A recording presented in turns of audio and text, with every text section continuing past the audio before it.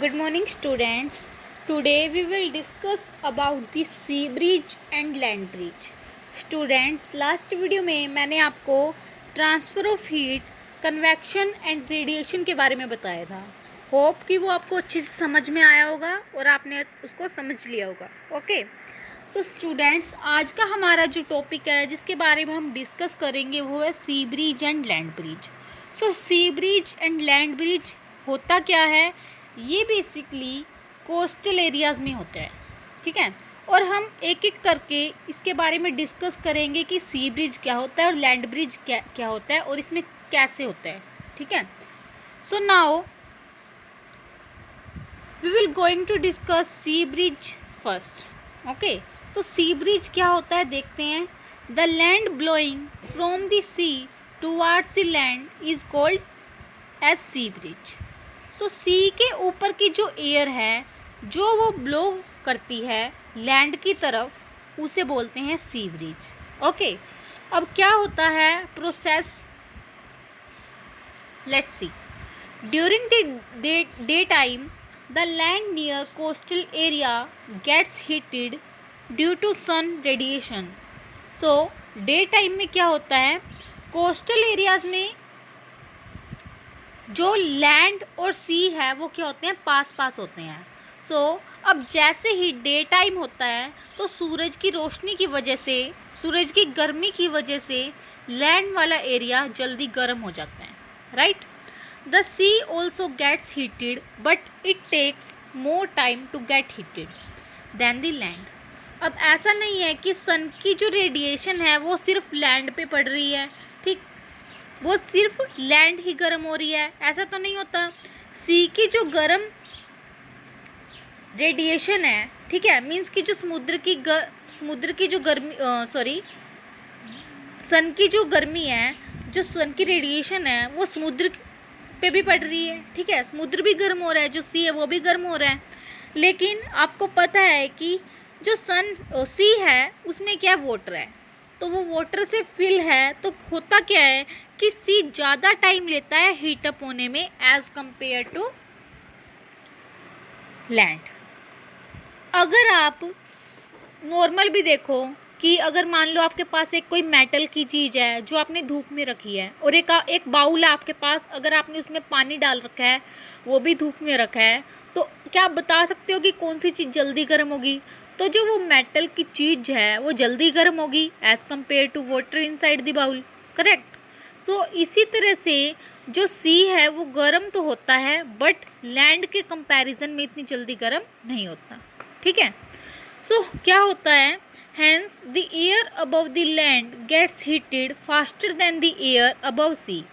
अब जो लैंड गर्म हो गई है कन्वेक्शन से, जो लैंड के ऊपर की एयर है जो गर्म हो जाए, वो क्या है, गर्म हो जाएगी. लेकिन जो सी है वो इतना गर्म नहीं हुआ, तो उसके ऊपर की एयर अभी क्या है, ठंडी है. So now the hot air from the land rises above as it is lighter and the cool air from the sea blowing heavier takes its place. क्या होता है कि अब लैंड के ऊपर की जो एयर है वो क्या करती है, वो आपको पता है कि हीटअप हो गई है. इससे वो क्या हो गया, हीटअप होने के कारण वो लाइटर हो गई है. ठीक है, लाइट हो गई है.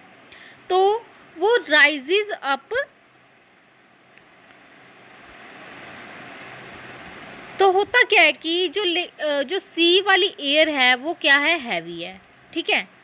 तो जो सी की एयर है हैवी है वो क्या ले लेती है, लैंड वाली जो एयर है उसकी जगह ले लेती है. ठीक है. क्योंकि जो सी की एयर है वो लाइटर होने के कारण क्या हो गई, राइज अप हो गई है. लेकिन जो सी की एयर है वो हैवी है तो वो उसकी जगह ले लेती है. ठीक है. इसी वजह से जो सी ब्रिज वाली है कोस्टल एरियाज़ में दिन के टाइम में वो हमें ठंडी हवा फील होती है. क्या होता है, कोस्टल एरियाज़ में दिन के टाइम पे हमें ठंडी हवा फील होती है. ओके. सो ये पूरा था हमारा किसके बारे में, सी ब्रिज के बारे में. This result in sea breeze. So ये हमने बात कर ली किसकी, सी ब्रिज की. अब हम बात करते हैं लैंड ब्रिज की. Now let's talk about the land breeze. Okay. The wind blowing from the land towards the sea is called land breeze.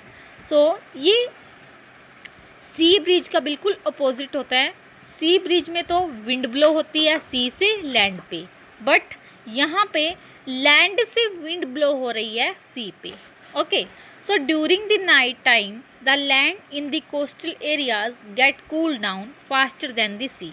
सो अभी हमने बात करी थी डे टाइम की, वहाँ पे